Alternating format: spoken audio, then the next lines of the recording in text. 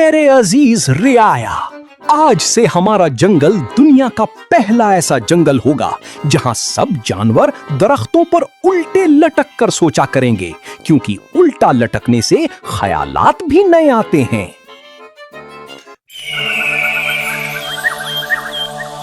बहुत जमाना पहले सरसब्ज पहाड़ों और नीले चश्मों के दरमियान एक अजीबोगरीब जंगल आबाद था, जिसका नाम चंचल नगर था। इस जंगल में शेर बादशाह था, मगर वो बूढ़ा हो चुका था। एक दिन इसने तमाम जानवरों को जमा करके ऐलान किया,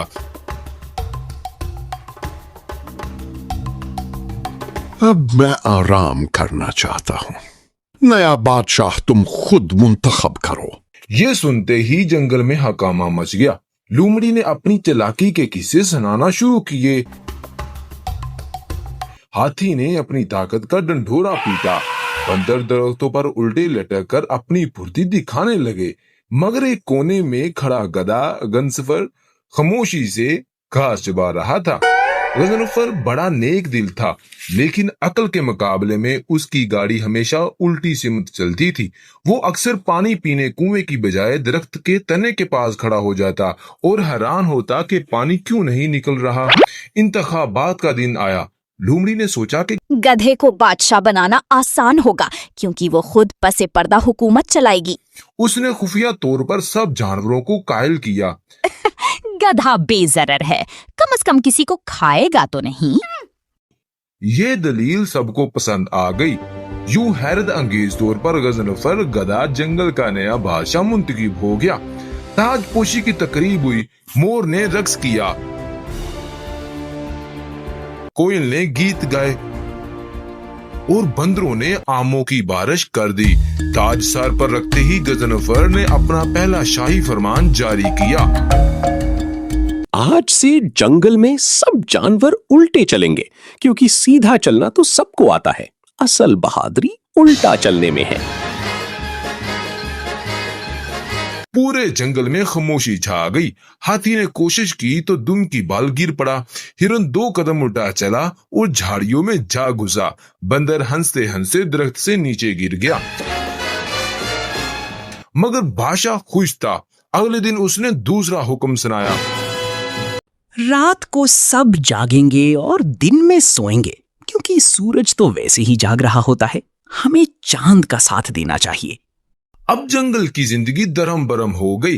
उल्लू तो खुश था, मगर बाकी सबकी आंखों के नीचे स्याह हल्के पड़ गए थे।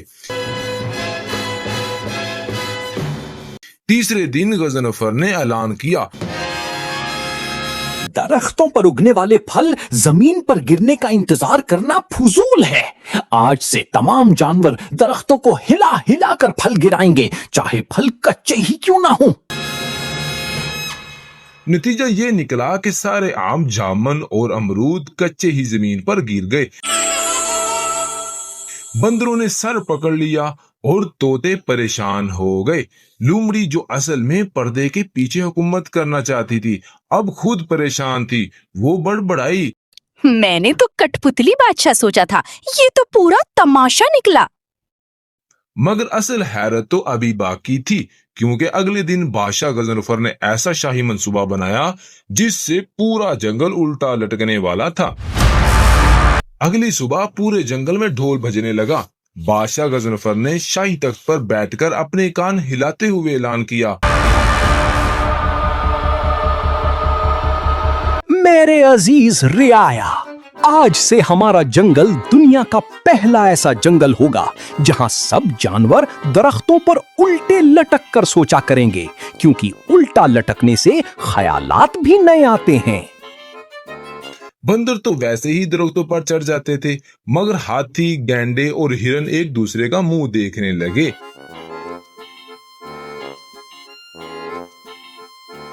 हाथी ने अदब से कहा, हुजूर, हम इतने भारी हैं, अगर उल्टे लटके तो दरख्त ही गिर जाएगा। गजनफर ने फखर से कहा, तो फिर दरख्त को मजबूत करो, बादशाही हुक्म बदल नहीं सकता। लोमड़ी ने सर पकड़ लिया। इसी दौरान बादशाह ने एक और जबरदस्त मंसूबा पेश किया। आज से बारिश बुलाने के लिए सब जानवर एक साथ रेंगेंगे, क्योंकि बादल आसमान में होते हैं और अगर हम नीचे रहेंगे तो वो हम पर तरस खाकर बरस पड़ेंगे। बेचारे शेर, चीते, हिरन, भेड़िए और रीछ सब घुटनों के बल रेंगते फिरने लगे। बादल तो ना आए, अलबत्ता बंदरों ने खूब कह के लगाए। चंद दिन बाद जंगल के तालाब का पानी कम होने लगा। जानवर परेशान हो गए। सब बादशाह के पास पहुंचे। गजफर ने थोड़ी देर सोचा, फिर खुश होकर बोला, हल बहुत आसान है। अगर तालाब का पानी कम हो रहा है तो तालाब को उठाकर दरिया के करीब ले जाओ। पूरे जंगल में खामोशी छा गई। लूमड़ी ने आस्था से पूछा, हुजूर, तालाब को उठाएगा कौन? गजफर ने फौरन जवाब दिया, सब मिलकर उठाओ, इत्तेहाद में बरकत होती है। बंदर हंसी से लूट-पुट हो गए। अब जानवर वाकई ही परेशान हो चुके थे। मगर गधा बादशाह बुरा इंसान नहीं था। उसके दिल में सबके लिए मोहब्बत थी, सिर्फ उसके ख्यालात अजीब थे। एक शाम बूढ़ा शेर, जो साबिक बादशाह था, खामोशी से गजफर के पास आया।